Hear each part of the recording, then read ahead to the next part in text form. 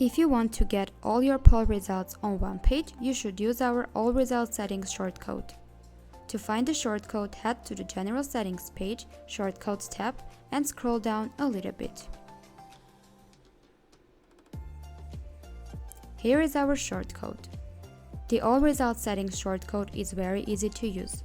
All we need to do is to copy the shortcode and paste it to your desired post or a page. Below we can see the Show to Guests To option. By ticking it, we agree that non-logged-in users can also see the table.